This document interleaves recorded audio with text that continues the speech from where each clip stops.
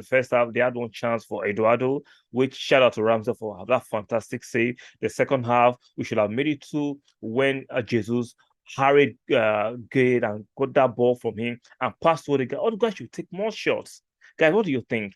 I think sometimes Odegaard is too creative. I'm not saying he should create chances for his fellow teammate, but if he has chance to shoot like that at close proximity to the keeper, he should have to take that shot.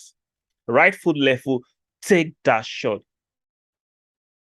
Thank God we don't have to regret him not taking that shot. We won the game. On another day, you might not have any other chance. Odegaard is a captain. He needs to be more responsible. He needs to be more responsive, in my opinion. What do you guys think? Am I being too critical? Leave in the comment section. So, like I said, the pressure continued. There was a mistake from Ben White when he went. What was Ben White doing at the left back? He's a right back. I understand he's good on the ball. What was he doing there? His missed pass will have cost us the game. Shout out to Ramsdale. Guys, I want you to give me honest.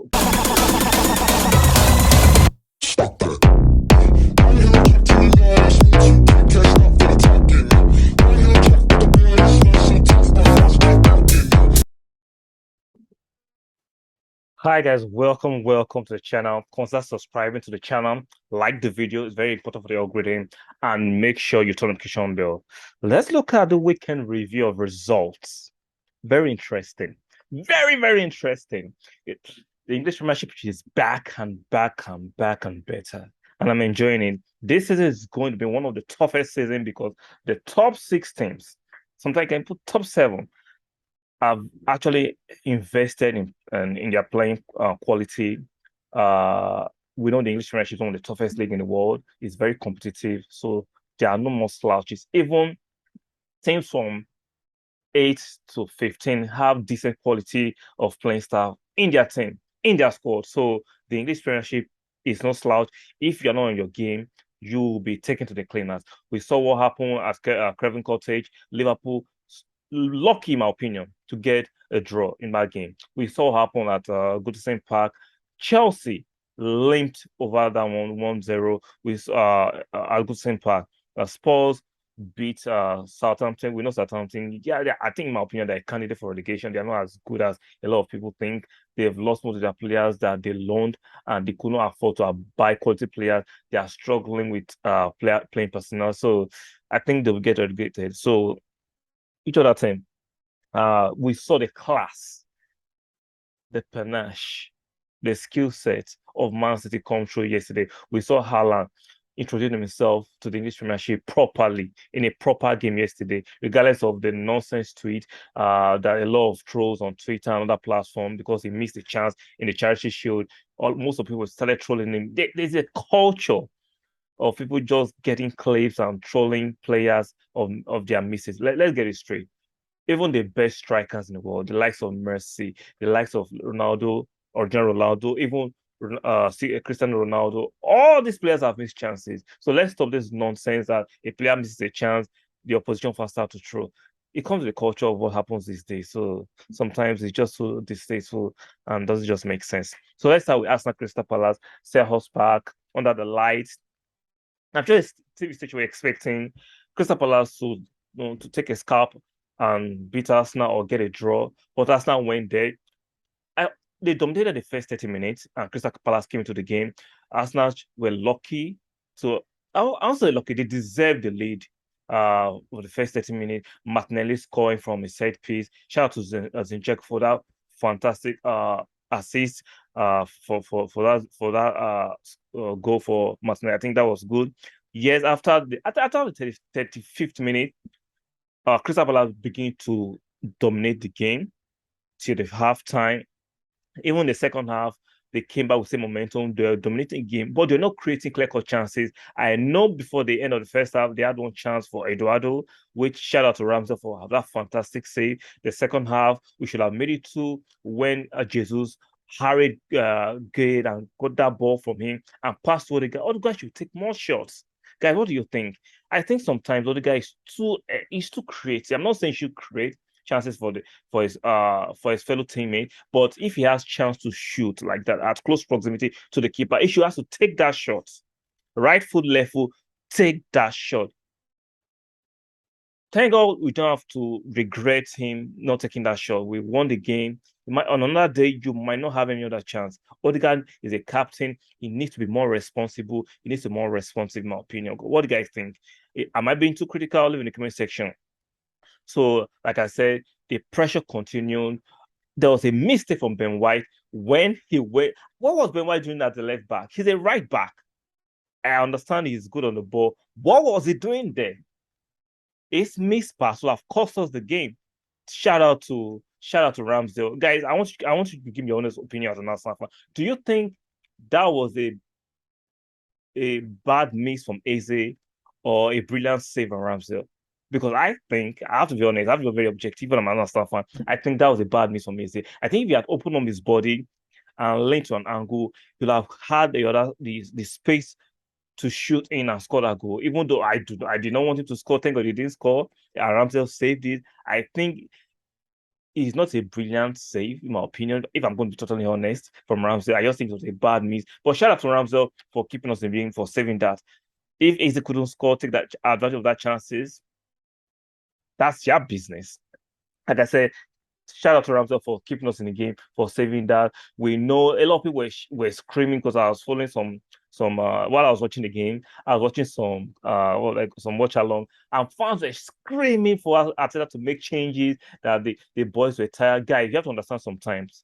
You do not know the temperament of the players. You do not know why the coaches refuse to make changes. It's not that we didn't have people on the bench. There was Quarantine on the bench, there was Pepe on the bench, there was Nketiah on the bench.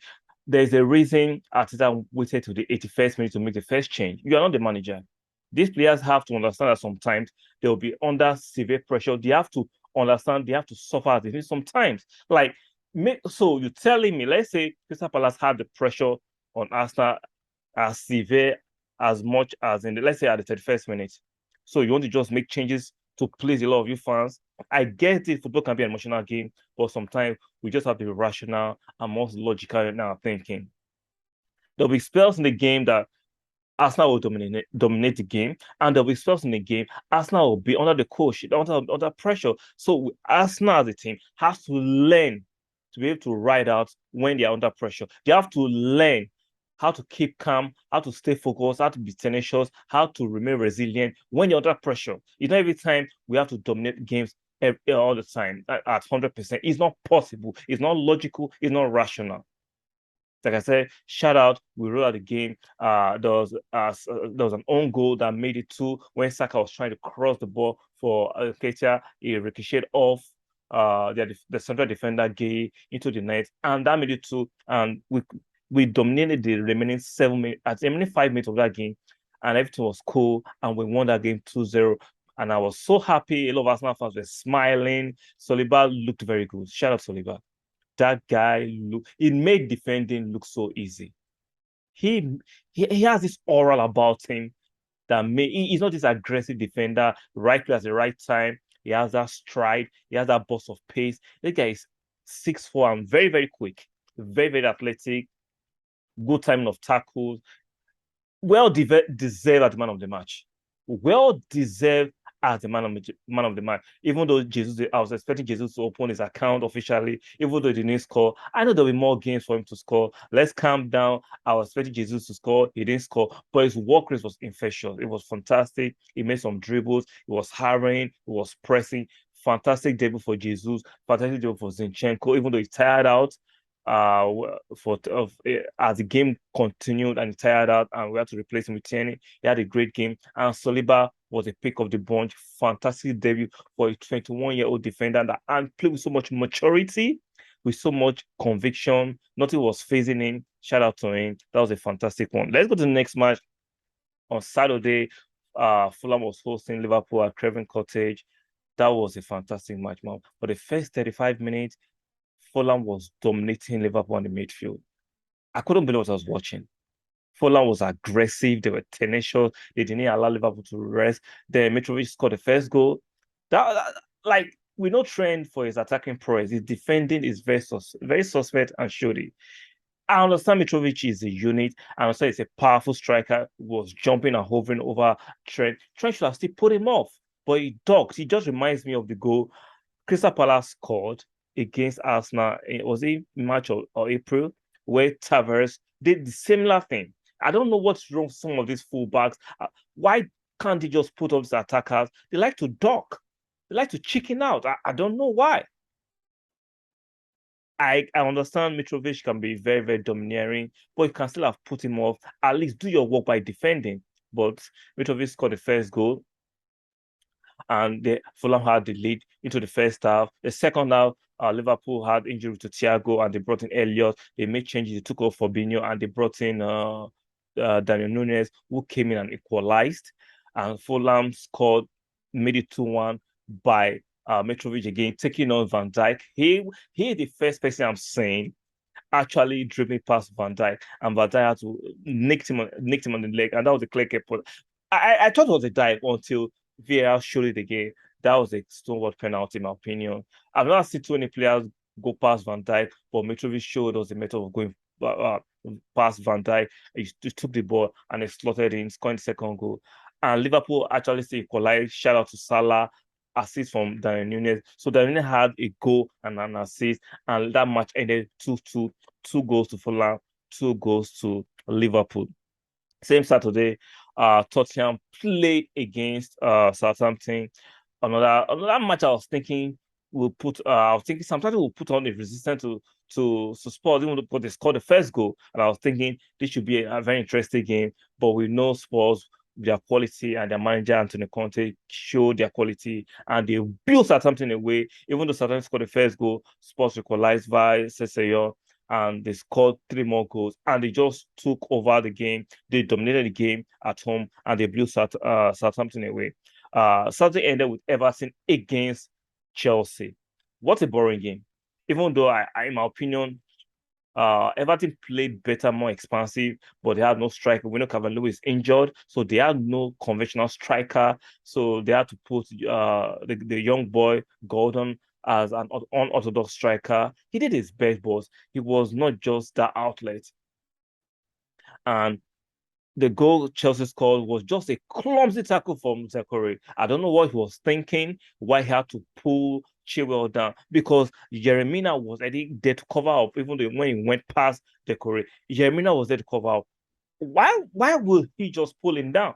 Decore was very clumsy. That was very, very unprofessional. And that was a foul. That was a deserved penalty to Chelsea, and we know Jorginho stepped up and scored.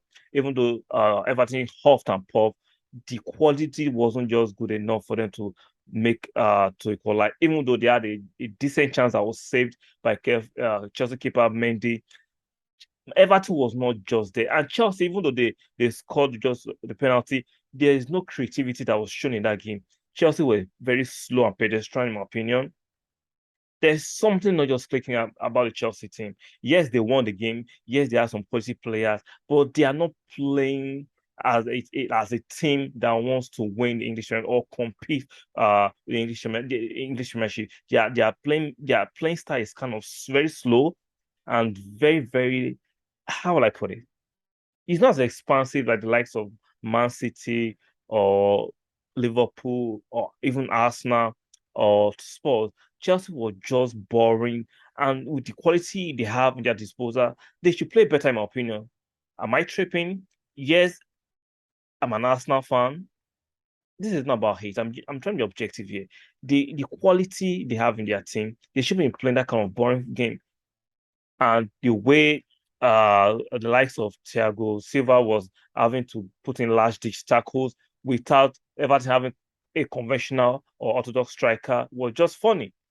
So in my opinion, they were lucky to limp over and win that match 1-0. West Ham again. Let's forget West Ham against Man City. Let's go to Manchester United against Brighton early morning on Sunday. That was the first game on Sunday. Very interesting stuff. I remember before the beginning of the season how optimistic the Manchester United fans were because of Ten Hag. I understand Ten Hag I would say he's a good manager. He's not a world-class manager yet. He might get there someday.